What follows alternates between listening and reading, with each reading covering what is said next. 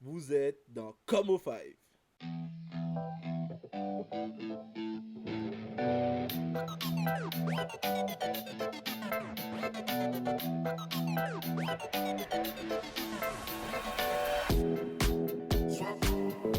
Bonjour, bonsoir à tous, bienvenue dans Como 5, votre podcast habituel.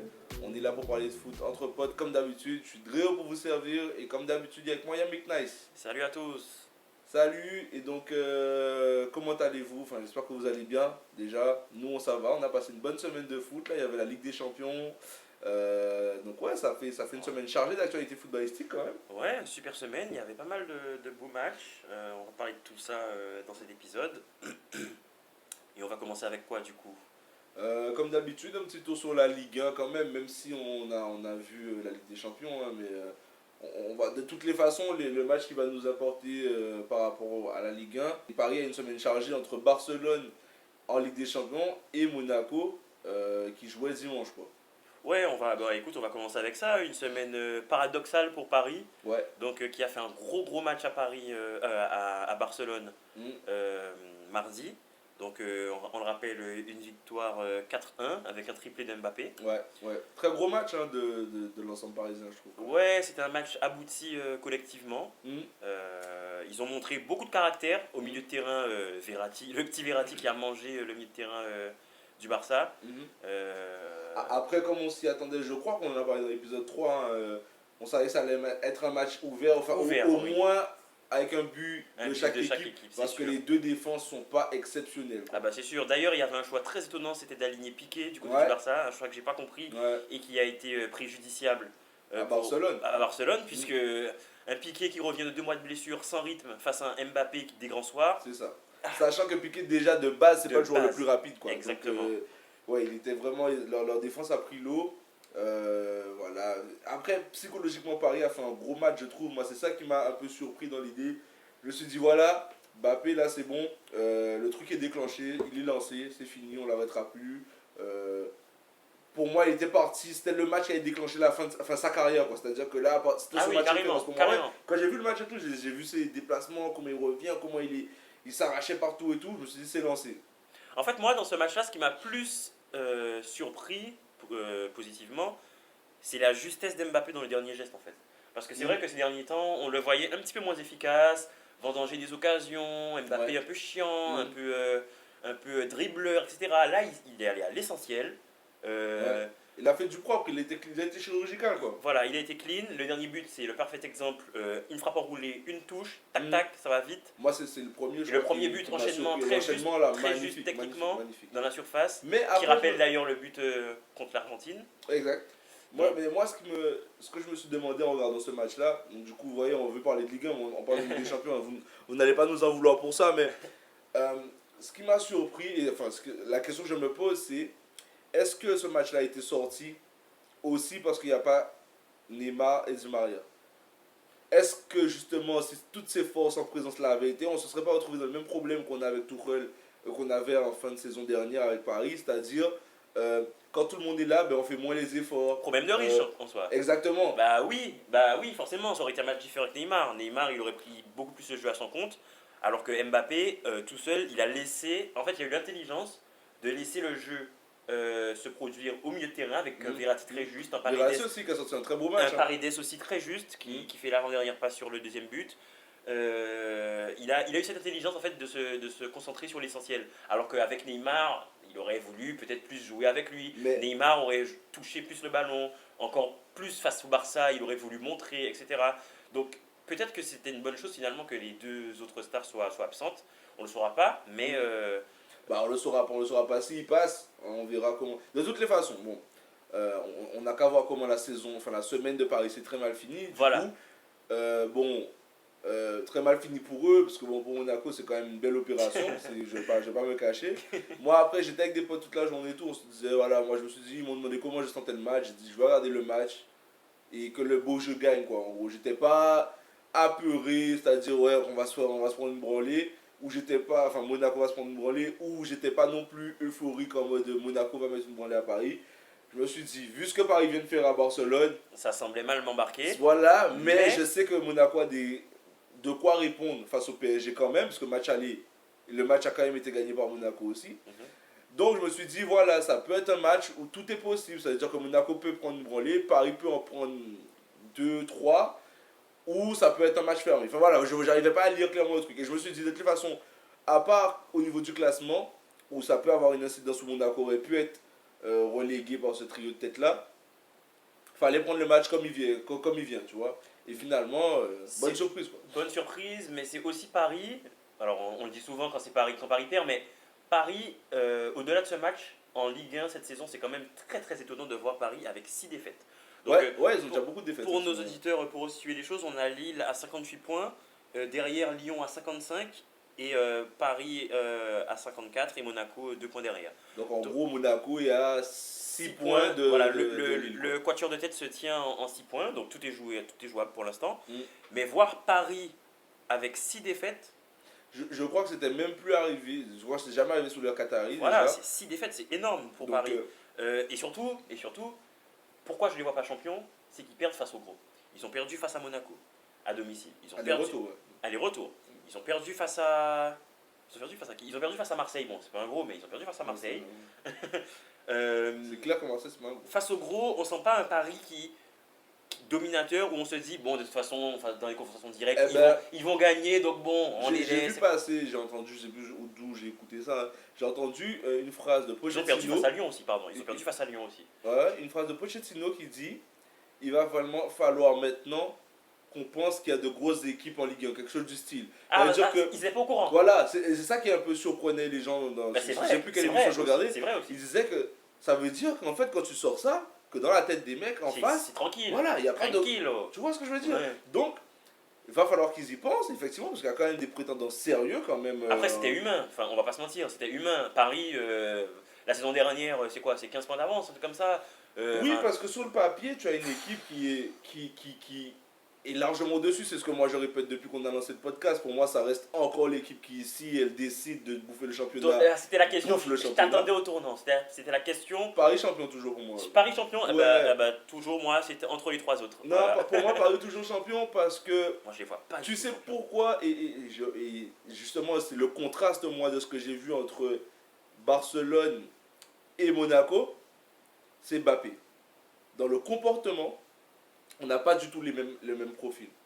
À Barcelone, il s'arrache, il court, il est là, il monte, il machin. À Monaco, j'ai regardé le match. 3-4 fois, il perd le ballon, il est là, il court pas après. Enfin, c'est pas possible. Et je pense que ces mecs-là, justement, et je pense que c'est global. Alors peut-être que lui, ça se voit parce que c'est celui qu'on regarde, celui qui fait les différences, c'est celui qui voilà. Mais je pense que c'est général chez Paris. Je pense que c'est le vrai souci du PSG est psychologique en fait. On n'est plus dans la tactique. En tout cas en Ligue 1, on n'est plus dans la tactique ou dans. Non, on est vraiment dans le aborder le match de la bonne manière, s'arracher sur tous les ballons, faire les efforts les uns pour les autres. Bah là, en tout cas, ils ont plus le choix. Là, c'est maintenant ou jamais. Parce que même la. Écoute, la troisième place, c'est pas une place qualificative directe pour avec des champions. Hein. C'est phase préliminaire. Donc, faut pas finir au troisième ou quatrième quand même. Hein. Là, voilà. Ouais, bon, il y a le temps de passer. Ouais, c'est vrai que j'ai un pote qui m'a fait rigoler. Il me dit ouais, ça serait drôle que Paris finisse quatrième. Avec l'Europa League quoi. Moi j'ai du mal à le voir. Quand même pas. J'ai du mal à le voir. Ils vont récupérer Neymar, ils vont récupérer Di Maria. Ils vont se mettre en mode. Bah oui, en mode terreur aussi. Pour ça que voilà, effectivement là, mais c'est les des matchs, précieux. Les matchs, faut les gagner. Voilà, surtout face aux concurrents directs. Donc oui. Oui. Mais après, je pense que tout le monde laissera des points aussi par. Si tu veux, dans mon esprit, je vois ça comment et pourquoi je justifie Paris sa champion. Si tu fais un.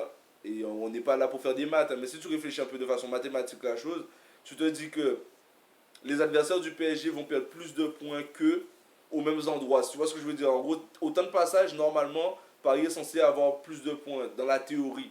Donc, techniquement, ils vont y arriver. Mais plus on se rapproche de la fin, et si tu continues à perdre des matchs, ben, ma théorie se tiendra de moins en moins. Et je serai obligé d'être au bout d'un moment de regarder la réalité en face. Mais aujourd'hui, il y a encore de quoi laisser la place à Paris de rebondir. Et voilà quoi. Donc on a notre quatuor de tête, hein, ça se resserre même du coup. C'est ça. Et tout le monde a gagné du coup. Dans ce quatuor. À part Paris, dans le quatuor, tout le monde a gagné. Lille taille patron qui gagne 4-1. Et Lyon qui. C'était pas évident à Brest. C'était pas évident parce que Brest, on l'a souvent souligné ici, ça joue à Brest. Mais ils ont fait le match qu'il fallait pour prendre les 3 points, c'était le plus important pour eux.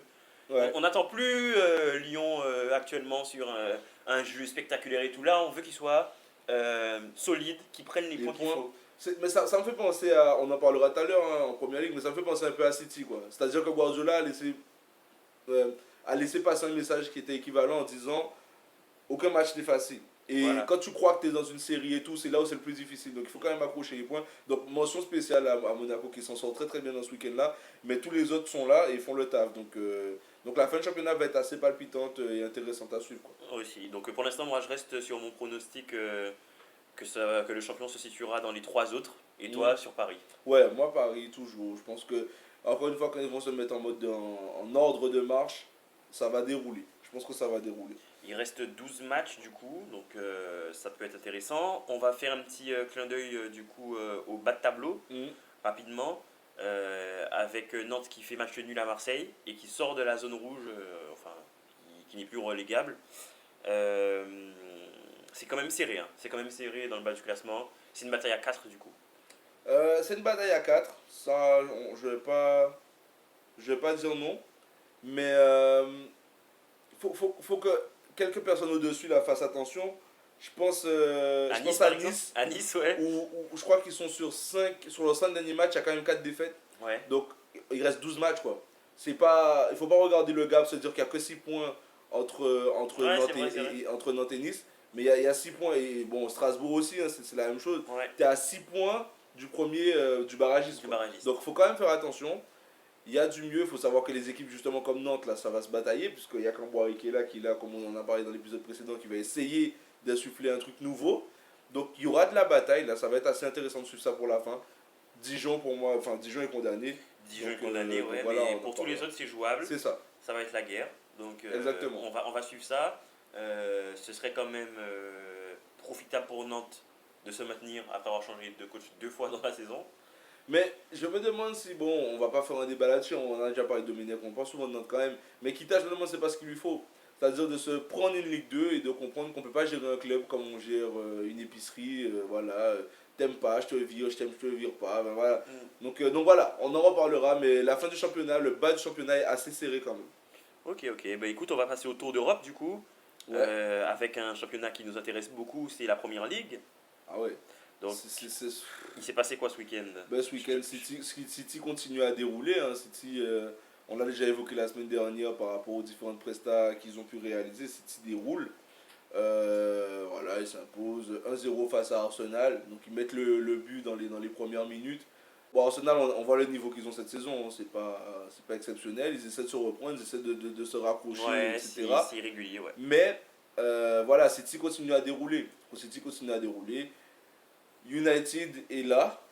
United est là en train United a gagné contre Newcastle 3-1. Ouais. Match assez difficile aussi, comme avec United, hein, rien n'est défini, tu vois, c'est dramatique. Mais ils sont là, Leicester aussi fait le job, Leicester Ouais. fait le taf, Leicester ne se laisse pas distancer. Ouais. Et quand on regarde, on voit ce qui se profile. Quand on voit ce qui se profile, c'est que West Ham est sur la 4ème place, quoi, en Angleterre aujourd'hui. C'est fou quand même. C'est incroyable. Ah, West Ham qui a récupéré d'ailleurs Lingard et qui se refait une santé là-bas. Exactement, qui revient dans des odeurs de sainteté, hein, c'est ce qu'on Ça dit. ça lui manquait de jouer, Ouais, mais je pense que d'être c'est très heureux important. sur le terrain. Très important, c'est très important. J'ai vu qu'il a même maigri et tout. On sent mieux. Ouais, on le sent en jambes, on le sent, voilà. Donc West Ham qui est là pour l'instant à la 4ème place. Mais malgré tout, donc en tête du classement, on voit quand même un gap qui se dessine avec City qui a 10 points d'avance sur Ouais. son dauphin, Manchester United. City qui est très impressionnant. On va faire un petit focus, on va passer au focus très vite d'ailleurs là-dessus. Je te propose qu'on passe au focus. Ouais. Donc on voulait parler de City et de Liverpool, du destin croisé de ces deux équipes, où c'est complètement l'inverse de l'an dernier, avec City qui marche sur l'eau et Liverpool qui va mal. Mais c'est un peu bizarre, justement, leur destin croisé à ces deux équipes-là, parce que je me rappelle l'année où Liverpool a été champion Bah c'est l'an dernier. et City City a galéré l'an dernier, c'est ça. City galérait. C'est ça. Non, c'est même pas ça, c'est que je me rappelle, il y a une saison où Guardiola disait à Klopp, laisse-moi gagner le championnat, moi je te laisse gagner la Ligue des Champions, et inversement. Donc il y avait une saison où ils étaient tous les deux au top, Ils se sont battus d'ailleurs pour le titre de Première Ligue pendant, Ah pendant oui, oui, longtemps. oui, oui. Et donc je sais plus là, j'ai plus en tête, mais voilà. C'était il y a 2 saisons, ouais. C'était il y a 2 ans. C'était il y Voilà. a 2 Et ans. donc tu vois, et aujourd'hui, ils sont dans une sorte de phase où effectivement Liverpool, ça va pas du tout. Du tout. Ils Bon. ont enchaîné 4 défaites en Première Ouais, Ligue. ça va pas du tout, mais on sait pourquoi à Liverpool. Et c'est un peu là le focus où on veut l'amener. On essaie de faire un comparatif presque entre les coachs. Ouais. Mais les coachs, ça se compare à effectif plein. Aujourd'hui, Liverpool n'a pas la capacité de se comparer à City parce qu'au niveau de l'effectif, il y a trop de manques. Il y a des blessés, il y a des absents. Et on en parlait un peu en préparant l'émission. Alors on peut séparer les deux coachs dans l'approche. Mais pour moi, tu en as qui sont dans la théorie. Donc, qui sont, tu vois, l'école Bielsa, Guardiola, etc. Et pour moi, tu as des gars qui sont plus des meneurs d'hommes. Et même si on n'arrive pas aujourd'hui à être un coach de haut niveau, dirigeant de club sans être tacticien, donc tous ces gars-là sont de très très bons tacticiens. Mais il y a quand même une approche qui est plus dans la philosophie, dans la théorie d'un côté, et l'autre qui est un gars, tu vas aller là, tu vas charbonner, tu vas faire ce qu'il faut. D'ailleurs, on voit ça dans le profil des joueurs qu'ils ont un peu. Quand tu vois Milner, tu vois ce que je veux dire. Les latéraux, exactement. Charbonnet, Exactement. Donc, des Henderson. Exactement. Après, je sais pas toi quel est ton regard par rapport à ça. T'es plus de quel côté, pourquoi, c'est quoi ton regard par rapport à notre Klopp, voilà, l'école Klopp, l'école Guardiola, c'est quoi ton... Moi, je te cache pas que j'ai grandi avec le Barça de Guardiola, donc Mhm. forcément j'ai un œil attentif à ce qu'il fait et forcément j'apprécie. C'est un coach qui est plus dans le côté théorique, Mhm. qui est capable de changer de tactique 2-3 fois par match, de faire des changements impressionnants, Mhm. qui a ramené un nouveau délire. Donc si tu veux, il y a Klopp qui a ramené ses latéraux, qui l'a supervisé très longtemps, ses latéraux très efficaces, très offensifs et Mhm. tout. Et Guardiola, lui, qui a redéfini un peu sa vision des latéraux, avec des latéraux qui rentrent dans le cœur du jeu Mhm. et qui sont des meneurs de jeu excentrés en fait. Mhm. Ils sont très importants dans son jeu et aussi des milieux de terrain qui marquent beaucoup. Quand tu vois Gundogan, s'il est capable de Ouais, le mais faire, c'est vrai que... il n'a pas de neuf actuellement. Voilà, mais il n'a pas de neuf. il est souvent comme ça. Il est souvent comme ça. Très Et souvent sans quand, neuf, quand son équipe marche sans neuf, ça marche encore mieux en fait. Mhm. Mais c'est parce qu'il a de la densité au milieu, il a beaucoup de maîtrise, il a beaucoup de... C'est des gars qui ont pas de déchets, ils n'ont pas de joueurs qui ratent des passes dans leur équipe. C'est incroyable. Voilà, Quand tu regardes techniquement... c'est très juste. Les buts, c'est quoi? C'est des passes en retrait, des Ben trucs, oui. ça va vite, des décalages. Tu compares ça aux effectifs de Première Ligue, nous on appelle ça les bois chauds. Tu as toujours un mec qui est là, dans les effectifs de Première Ligue, bon voilà, c'est un mec qui est travailleur, mais dès qu'il a le ballon dans les pieds, c'est plus compliqué. Le ballon brûle. Voilà, ça dérange pas certains coachs, mais pourtant, Guardiola, tu as l'impression que même, il faut que son gardien, il faut que ses défenseurs centraux soient... exceptionnel au pied. Il Voilà. allait le chercher pour ça. Il allait le chercher pour ça. C'est ça. Voilà. Donc, C'est deux approches différentes. c'est vraiment deux approches différentes, donc ça se respecte. Ce qui dirige, c'est les résultats. Et tu peux dire ça par exemple à un troisième type de gars qui est un Mourinho par exemple, voilà, lui il s'en fout de ça, c'est ce qui fait croire parce que c'est un très très bon tacticien aussi je pense, mais lui c'est les résultats peu importe la manière, un peu comme des fois on critiquait Deschamps quand on disait en équipe de France, voilà il faut des résultats et peu importe comment il amène le truc. Donc voilà, vous quel est votre regard, qu'est-ce que... Faut pas oublier que par exemple, quelqu'un comme Guardiola, ça saoule beaucoup de monde aussi. Ça saoule beaucoup d'observateurs. Et il est très décrié quand ça va mal, parce que là, tu le loues, Voilà, là il y a une série, première fois en Angleterre qu'une équipe arrive à enchaîner 18 victoires, c'est ça? 18 ou 17 victoires en Première Ligue d'affilée. Ouais.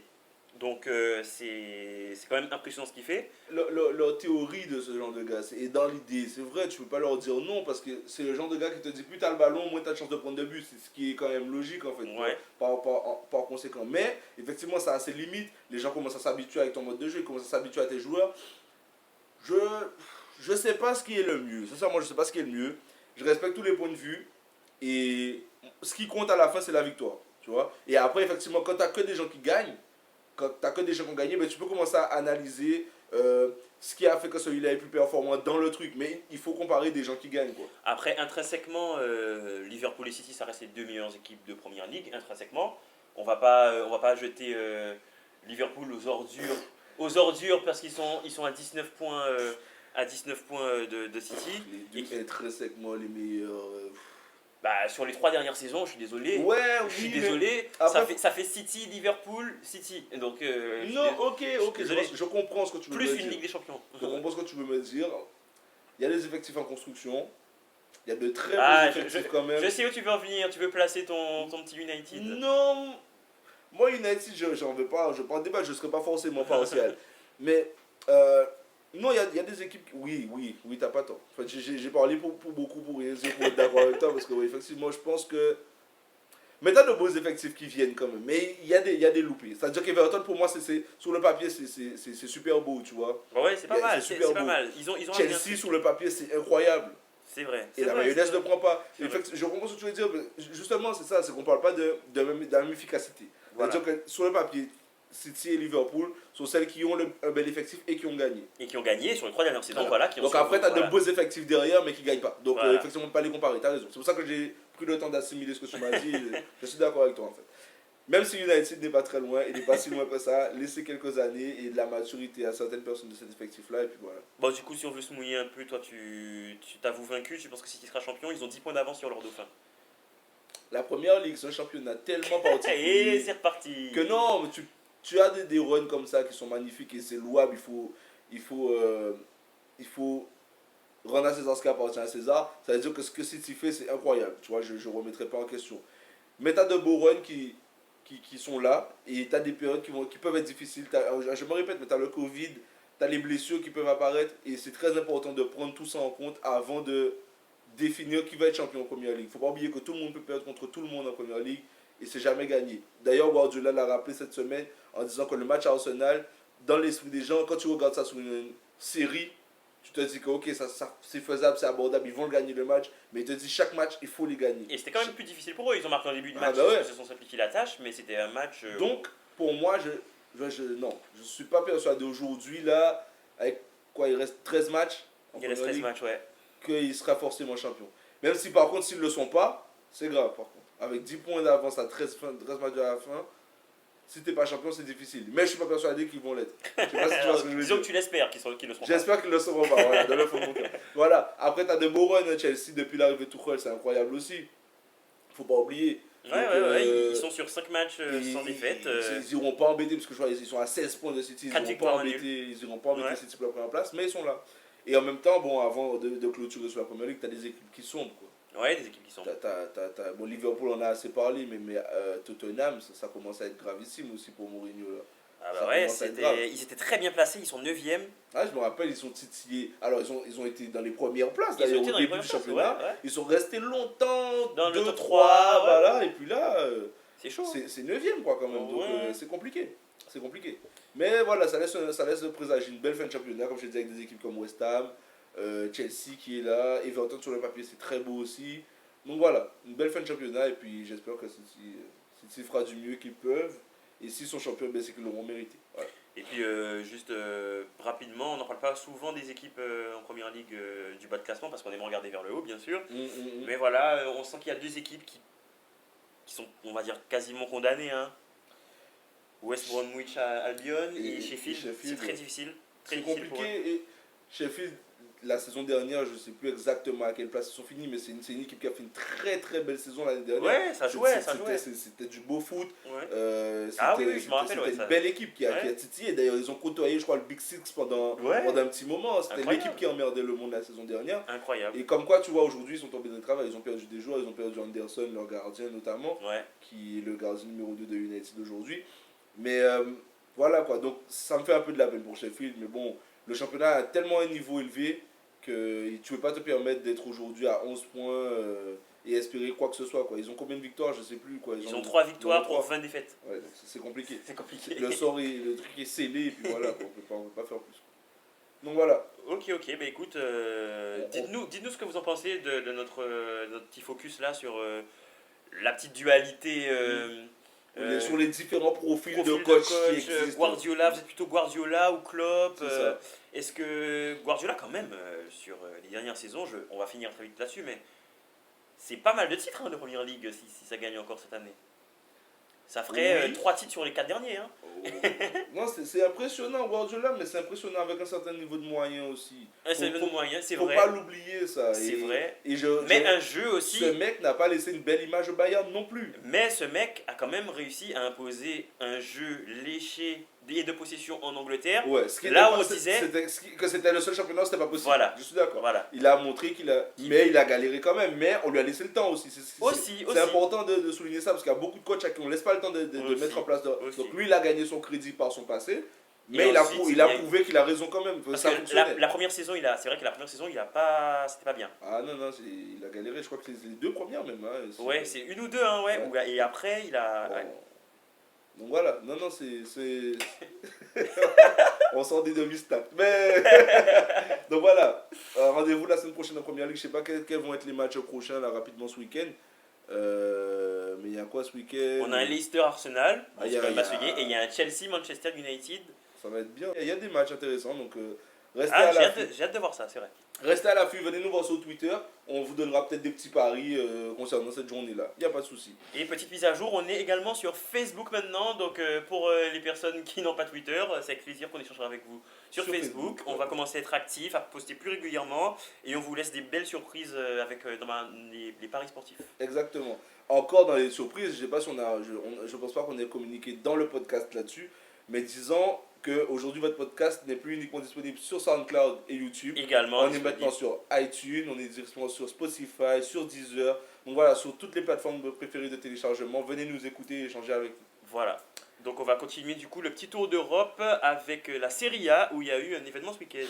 Ouais, il y a eu un Inter AC Milan, c'était du coup le premier contre le deuxième, c'était la tête du classement. Ouais. Et l'Inter qui a gagné le match, quoi. Donc voilà, qui met l'AC Milan à 3 points, à 4 points. À 4 points. Et qu'est-ce que j'avais dit Qu'est-ce que tu avais dit? J'avais prédit que l'Inter serait championne alors qu'ils étaient que deuxième. Qu'est-ce que j'avais dit, moi? T'avais dit que... J'étais d'accord avec toi, il me semble. Ouais, c'était d'accord, c'est vrai. Je voulais te charrier, mais c'est vrai, c'était d'accord. Il me semble bien que l'Inter, ça se C'était d'accord, poursuit, c'est quand quoi. même l'équipe qui nous laisse le sentiment le plus... On les sent mieux, que les autres. On sent pas la Juve, cette année. On sent le Milan assez bien dans les intentions, mais limité au niveau de l'effectif peut-être. Ouais, c'est ça.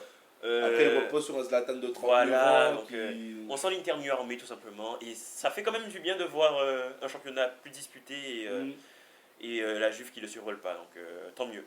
Et également, je voulais faire un petit clin d'œil sur Naples, du coup, dont l'entraîneur Gattuso est menacé. Je les trouve pas si mal que ça, finalement, ils sont pas si loin au final, mais on sent que l'équipe veut aller plus haut, tu vois, et qu'ils se disent peut-être que leur coach n'est pas à la hauteur. Bon, ça a toujours été une belle équipe ces dernières années, Naples, ouais. donc bon, ils sont pas très loin finalement, on verra ce que ça donne. Moi, je suis plus d'idée qu'il faut laisser du temps au coach, encore une fois. Mais ça, on est d'accord, hein, c'est vraiment le mal de notre siècle par rapport au foot, quoi. C'est que on laisse pas de temps au coach en général. On veut tout de suite, business. La vie, c'est FIFA, quoi. Et ouais. ça, c'est pas possible. C'est pas possible. Il faut laisser aux gens le temps de monter un projet et d'amener les résultats, quoi. C'est assez compliqué. Mais bon, voilà, l'Inter en Italie, le championnat se dessine, le champion arrive, là, il essaie de se dessiner, de se frayer un chemin. Quand c'est vrai que tu regardes quand même, il n'y a que 4 points d'écart entre l'Inter et l'AC Milan. Sur les 5 derniers matchs, l'Inter fait 4 victoires, un nul.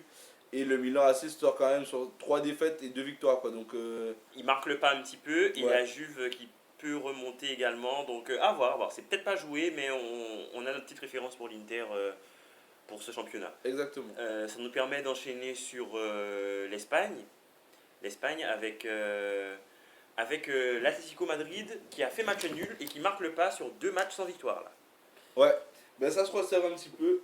J'ai pas envie de dire que c'était prévisible, mais quand tu as des périodes comme ça où tu enchaînes, tu vas avoir un peu de mal. Quelquefois, c'est pas dramatique. On est sur quoi? On est sur 3 points par rapport au Real, 3 points d'avance sur le Real. Avec un match en moins. Avec un match en moins. Donc on les voyait plus haut que ça quand même, ça se resserre. C'est quand même compliqué. Et ça se resserre puisqu'il y aura des confrontations directes en plus. Exactement. Donc j'avoue que ça m'en ferait de la peine quand même pour l'Atlético. Hein. Ben, on sent que c'est un peu la saison ou jamais, tu vois. Et du coup quand même, Simeone avait mis l'équipe type malgré le fait qu'il ait la Ligue des Champions contre Chelsea cette semaine, il a mis l'équipe type et il a perdu 2-0. Je pense que ça peut faire très mal aux têtes des joueurs, ça. Mais je pense que dans sa tête, lui, ce qu'il veut, c'est le championnat. Je pense qu'il veut le championnat. Il veut le championnat. Et ça me rappelle un peu le parallèle qu'on faisait avec City tout à l'heure. Parce que quelquefois, on croit que les choses sont scellées. Tu vois, on remonte le podcast il y a deux ou trois épisodes. Un épisode ou deux, pardon, parce qu'on est au quatrième. Un épisode ou deux. On était certain de l'Atlético là. Ouais, et là. Il suffit de pas grand chose. Il suffit de pas grand chose. Donc, le foot ça va vite et c'est pas facile. Exactement. Exactement. Donc il faut que l'Atlético fasse attention. Derrière, tu as quand même deux grosses machines. Tu as aussi le Barça qui a le cœur blessé, là, on va dire, après la défaite de Paris. Donc, et qui sont finalement qu'à 8 points. Hein. Donc. C'est au même nombre de matchs, ils sont qu'à 8 points. Il y a des confrontations directes, on le rappelle, qui arrivent. Et Séville aussi tire bien sur l'épingle du jeu. Ouais, c'est un championnat intéressant cette année. Hein. Ouais, on le pensait un peu moins intéressant parce que voilà, l'Atlético avait mis une belle longueur quand même à ses poursuivants. Mais ça se resserre, donc il faut qu'on soit vigilant sur la fin de saison, voir ce que ça va ramener, comment ça va se dérouler. En tout cas, comptez sur nous pour vous faire le petit point hebdomadaire et vous dire ce qui se passe et comment ça évolue. Quoi. Et n'hésitez pas à nous dire ce que vous en pensez et également nous parler de ce que vous jouez. Nous, on fait une communauté de joueurs ici. Ouais, c'est ça. Dites-nous ce que vous pariez, dites-nous voilà. Et ça sera avec plaisir qu'on échangera et qu'on débattra avec vous. On va proposer plus régulièrement des paris, donc n'hésitez pas à réagir également, à critiquer nos choix ou à nous féliciter quand ça gagne. On espère que ça va gagner. Ça. Et en espérant que vous gagnez un max aussi. Aussi, bien sûr. Donc ça nous permet de finir cet épisode avec la Bundesliga. Exactement. Il s'est passé quoi ce week-end du coup?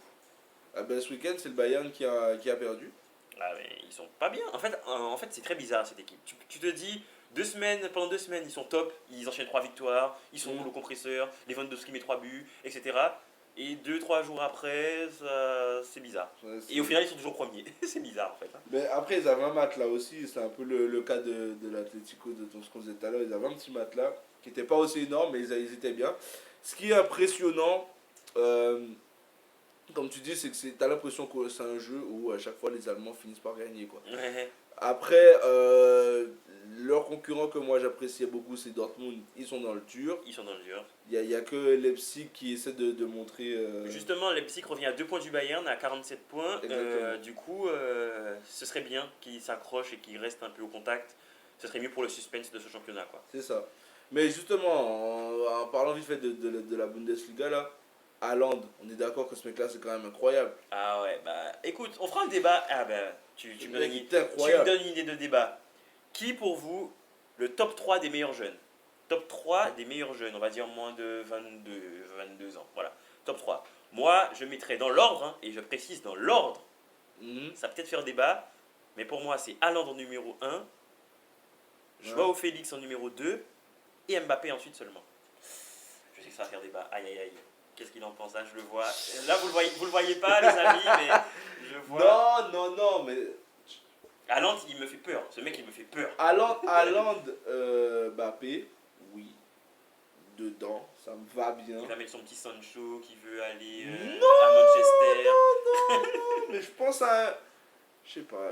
Un Rashford? Non, il veut je le connais par cœur. Non mais Rashford, j'ai dit 22 ans, Rashford il a 23 cette année, 24 cette année. Ah ouais, donc il n'y est plus dans tes 22, ok. Ouais, il a 24 cette année. Mais je vois ce que tu veux dire. C'est vrai qu'il est bon, il est bon. Il mérite d'y être. Enfin, tu vois ce que je veux dire, c'est que c'est les gars sur lesquels il faut porter un regard là. Tu sais, c'est les moments charnières où ça peut basculer, devenir vraiment des top. Parce qu'on sent que Messi, Ronaldo, ça arrive à la fin. Neymar, on a parlé de lui la semaine dernière. C'est vrai que Rashford, c'est. Après, pour moi, là, tout de suite, Mbappé.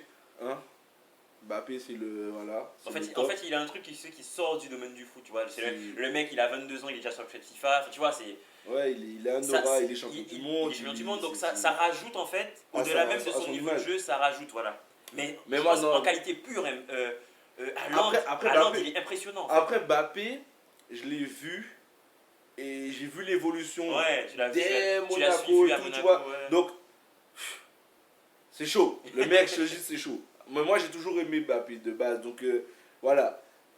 Haaland, lui, il m'impressionne par contre, parce que Oui. moi j'étais dans dans le cliché du mec qui croyait que c'était un bourrin. Tu vois, Ouais. les premières fois que j'ai vu, je dis ouais, ok, c'est bon, il plante, mais le mec c'est un tout droit, il frappe Ah, fort. non, lui, c'est. Voilà, il arrive avec ses yeux froncés, sourcils froncés, il fait peur au gardien. T'as vu comment il Ouais, court mais quand il baisse la tête il là? ressemble à un cyborg. C'est Hein, un cyborg ce mec, c'est il incroyable. ressemble à Magic Boo. Mais, Il ressemble à Magic Boo pour les. Il fait peur ce mec, il fait non, peur. mais dans Il l'idée, fait des reprises de volée. incroyable. il Et fait justement, il me fait. Il va vite. Je me dis que le mec, il a une finition, il a un toucher de balle. Il n'est pas juste le bourrin que tu crois, il met des Non mais, gestes techniques. non, mais il est très, en fait, il est très précis. C'est-à-dire que Des finitions techniques. il va pas, il va pas rater en fait. Il va pas rater. Il est. Je me rappelle la frappe qu'il avait mis à Paris. Paris là. T'as entendu les filets là? Oh là là là T'avais là. entendu les C'est un filets. boulet de canon. Ouais. Donc voilà, impressionnant. Et voilà. Donc non, il y a pas mal de petits joueurs qui sont intéressants qu'il va falloir suivre. Ça va être Mais intéressant ces prochaines Mon années. troisième, je sais pas. Il faudrait que le podcast, il faudrait qu'on arrive À voir ça à discuter avec vous, etc. Puisque finalement, on rentre dans la phase dans une nouvelle ère. dans Là. une nouvelle ère où Ronaldo, Messi, bon, ils sont toujours là, bien Je sûr. crois qu'en plus Ronaldo a mis un doublé ce soir. Ouais, donc bien sûr, ils sont toujours là, mais J'avais prédit à mes potes doublé de Ronaldo Ouais, ce soir c'est face vrai. à Croton. il a joué. J'atteste, il a Voilà, joué. j'avais parié doublé de Ronaldo. J'ai foutu ça dans un combiné sale, mais j'avais parié doublé de Ronaldo. Voilà, c'est vrai. Attention. Bien joué, bien joué. Donc pour revenir à notre sujet donc, sur les jeunes et sur Haaland, etc., on sent en fait que c'est le moment où, voilà, dans cette année ou dans 2 ans max, Messi et Ronaldo seront plus vraiment là. Donc c'est maintenant que les jeunes doivent... Alors, je ne dirais pas qu'ils seront plus vraiment là, hein. On ne sait jamais, mais ces mecs-là sont tellement surprenants que tu vois. Ça, Oui, je vois mais- ce que tu veux dire. mais Messi marque on le sent, pas. on Messi- sent qu'ils sont sur la pente descendante. On sent Voilà. qu'ils commencent à marquer un peu le pas, comme tu dis exactement. Et donc, c'est bien qu'on commence à avoir un autre regard sur qui gravite et qui peut demain Et essayer en de... plus, c'est marrant parce qu'on sent déjà l'engouement médiatique autour d'une rivalité qui n'existe même pas encore Mais vraiment. c'est un peu la entre- déclaration d'Haaland. entre qui a fait Haaland- ça, entre Haaland il a et, dit oui, la veille, j'ai vu qu'Mbappé, il en a Non, mis mais c'est 3, alors ça m'a donné envie de... C'est marrant, c'est 2 styles différents en plus. Le sens de l'histoire, ce serait marrant. Bon, le Barça n'a pas d'argent, mais ce serait marrant que l'un finisse au Barça, l'autre chez le Real. Ce serait pas mal. Non, c'est tout ce que vous voulez, c'est ça? Vous voulez pas du caviar et du saumon en plus? Comment Vous ça? voulez répéter encore Messi, Neymar, Barcelone, Real. Vous voulez envoyer-les quelque part d'autre, je sais pas moi. Bah, Envoyez-les où à Marseille, l'autre à Paris. Non, je rigole, mais c'est bon, Barça, Real, on a donné, frère. C'est bon, je sais pas. Mettez ça en Angleterre. Comment ça en Angleterre? Revenez régler ça sur les pelouses anglaises. Non, pourquoi pas? Non, pourquoi pas? Écoute, moi, je verrais bien Haaland en plus à United. C'est bizarre. Après, l'effectif du United n'est pas encore assez Costaud, costaud ouais. pour. Non, moi je rigole après qu'ils mais- aient. Effectivement, ça serait. Après, j'ai pas envie non plus qu'on fasse d'eux ce qui n'ont pas les épaules de porter. Admettons, ça fonctionne très bien aujourd'hui et c'est les meilleurs prospects et tout. On va essayer de leur faire porter sur les épaules le poids de Messi, Ronaldo, de la comparaison, les gars. Faut peut-être Non, aussi. ils peuvent être aussi dans la même équipe, hein, on sait pas. Non, mais justement, ce que je veux pas, c'est qu'on prenne pas cette comparaison de duel à niveau équivalent, comme si c'était en ça. Non, tu vois. Ce qu'on a vécu avec Messi Ronaldo, c'est exceptionnel, comprenons-le. Ouais, C'est comprenons-le. vraiment exceptionnel et il n'y en aura sûrement pas d'autres. Si demain, eux, ils y arrivent, c'est bien, mais il ne faudra pas qu'on s'attende, je pense, à ce même niveau de performance. Pour finir, du coup, voilà, on sent la jeunesse commencer à monter là, c'est intéressant. Il y aura pas mal de jeunes talents. Il y a Félix, Mbappé, Haaland, Sancho, Rashford. Donc, on sent la nouvelle Il y génération. en a plein, il y en a beaucoup, plein. beaucoup. J'arrive même pas à tous les suivre et tout, mais c'est beau quoi. C'est vraiment beau de se dire. C'est beau que- et ce serait bien qu'ils ne soient pas tous dans la même équipe, tu vois, qu'on ait un leader à United, un autre à Liverpool, un autre En Espagne, en Italie, ça fait voilà. des belles confrontations. Voilà. Et tout. Et aussi dans l'optique de notre peut-être cher et tant décrié Super Ligue européenne qui va arriver dans quelques années. Ça, c'est un autre débat, mais je sais pas si je suis pour. Je sais pas si je suis pour. Je sais pas si je J'ai suis bien dit tant décrié, mais on verra, on fera ce débat là aussi. pour. Ok. Donc voilà les amis, j'espère que cet épisode vous a plu. On propose pas un petit pari à nos camarades aujourd'hui? On a rien Ah bah pardon, on a rien dans la sacoche? excusez-moi, j'allais oublier Je pense qu'on a quelque chose quand même. En plus, vous nous écoutez exclusivement pour ça, on va pas se mentir. Donc, on va parler de ça tout de suite. Alors, cette semaine, il y a Match nul entre le Real et l'Atalanta, c'est ça que tu vois là. Alors, je vais peut-être vous expliquer ça plus en détail une autre fois. Mais moi, en Ligue des Champions, je vois un match nul entre l'Atalanta et le Real. Je vois pas le Real aller gagner là-bas. Le Real n'est pas dans une grande forme, etc. et je vois peut-être l'Atalanta gagner, mais je vois vraiment un match nul en fait. Et en fait, quand tu as ça, quand tu as un match comme ça, que tu le sens comme ça, tu peux jouer match nul, remboursé si l'une des deux équipes marque. Tu vois ce que je veux dire? C'est-à-dire. C'est-à-dire que, alors t'as des sites de paris comme Winamax, je crois, ou Unibet plutôt, qui proposent directement ce type de paris. Ce type de paris. Par exemple, tu peux jouer Atalanta, tu peux jouer match nul, remboursé si Atalanta gagne. C'est-à-dire que ta mise est remboursée si l'Atalanta gagne. L'équipe que tu sens. Ah, c'est intéressant ça. Voilà. Donc, et si jamais ton site de paris ne repose pas ce truc, tu peux la faire toi-même cette cote. D'accord. C'est-à-dire que tu répartis ta mise pour être remboursé dans le cas où l'équipe que tu sens le plus gagner en dehors de ce match nul gagne effectivement. Donc en gros, tu fais deux paris, et tu étales ton... Tu répartis ta mise. C'est-à-dire que, voilà, je fais l'exemple pour 100 euros. Pour une mise de 100 euros, avec les codes qu'on a, donc le match nul à 3,70 et la victoire de l'Atalanta à 2,40. Tu te trompes pas dans tes calculs là. Non, je me trompe pas. J'ai bien travaillé le truc. S'il s'est trompé, vous lui dites, c'est pas moi les gars. Donc match nul entre les deux équipes, 3,70 la cote. Ok. La victoire de l'Atalanta que je sens s'il n'y a pas de match nul, 2,40. Ok. Tu répartis ta mise, tu calcules, tu répartis ta mise. Donc sur 100 euros, tu mets 46% de ta mise, donc 46 euros sur le pari numéro 1. Le match nul. Non, sur la victoire de l'Atalanta. Okay. Donc, si ça passe, du coup, tu es remboursé de tes 100 euros, tu repasses à 100 euros. Et le reste de ton argent, du coup, donc les 54, les 54 euros restants, ouais, tu les places sur ton match nul en fait. On vous a pas perdu, j'espère. J'espère. De toute façon, je vais peut-être vous faire ça à l'écrit si vous voulez. Mais en répartissant ta mise comme ça, si le match nul passe en effet, tu te fais une cote manuellement de 2,10. Ok. Donc 2,10 pour le match nul, remboursé si l'Atalanta gagne. Ok, d'accord. C'est pas mal comme c'est bien ça. C'est pas mal. Notez ça du coup. Voilà. Mettez ce que nous propose Michael aujourd'hui. Il avait bien senti le coup Bordeaux-Marseille. Voilà. Un peu moins bien le but de Ronaldo. Il m'a appelé en pleurs. Donc non, c'est bien. Et donc voilà, c'est bien. Un petit match nul. Petit match nul entre les deux équipes. Avec la cote remboursée. Avec la cote, voilà. Si les deux équipes gagnent. Donc c'est parfait. Enfin, si l'Atalanta gagne. Si le Real gagne, bon, on voit pas le Real gagner, mais s'il gagne, bon, on perd tout. Mais si l'Atalanta gagne, t'es remboursé de ta cote. Ah, ok. Ah oui, sinon c'est trop facile. Ok, non, mais c'est très bien. Voilà. Donc génial. Franchement, donc, une cote de 2,10 quand même, hein. Faut pas. T'es remboursé quand même si. Voilà. Si le Real. Si le Real ne gagne pas, tu gagnes quoi. Voilà, c'est ça. Tu gagnes ou tu es à l'équilibre. Voilà. Ok, parfait. En fait, c'est vrai qu'au foot, comme il y a les matchs nuls, il faut essayer de tirer parti de ça, je pense, dans les paris. Je vous en parlerai et il faudrait également que j'ai une meilleure courbe ces temps-ci, puisque je suis dans une mauvaise série. Mais je pense que c'est pas comme le tennis, tu vois. Ouais. Où tu as deux possibilités. Tu as le match nul qui est là, qui te guette. Parfois, tu joues une victoire, bim, on te nique avec un match nul, tu vois. Ok. Donc, il faut tirer parti de ça. Il faut jouer avec ça. Mais d'ailleurs, je pense que c'est pour ça qu'il les propose, ces paris-là. Du coup, perdu si. Voilà. Ok, d'accord. Donc, notez ça bien, les amis. Match nul entre le Real et l'Atalanta. Et cote du coup remboursée si l'Atalanta gagne. À domicile, voilà. Ok. Eh bien, ce sera tout pour nous pour aujourd'hui. On vous remercie du temps que vous nous avez accordé. C'est encore un plaisir, comme d'habitude, pour nous d'échanger avec vous. N'hésitez pas à échanger sur les réseaux sociaux avec nous, Twitter, ou bientôt Facebook aussi, aujourd'hui Facebook, à partir de Facebook. Écoutez-nous sur toutes les plateformes et parlez de Combo 5 avec vos potes, n'hésitez pas. Voilà. On se dit à bientôt les amis, merci à tous d'avoir écouté ça. À plus tard. Bon courage et bonne semaine à tous. Ciao.